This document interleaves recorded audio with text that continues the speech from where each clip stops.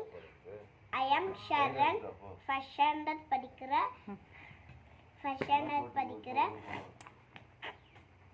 சொல்லு. ஃபர்ஸ்ட் வந்து எனக்கு டயர்ட்னஸ் ஆயிக்கும். ஸ்கூலிருந்து வந்தோடனே பத்துருவேன். இப்போ இந்த ப்ரோட்டீன் பவுடர் குடிச்சோடனே கொஞ்சம் டயர்ட் போயிடுச்சு. இந்த கம்மீஸும் ஸ்கூல்லேருந்து வந்தோடனே தயாராக இருந்துச்சுன்னா சாப்பிட்டுக்கலாம்.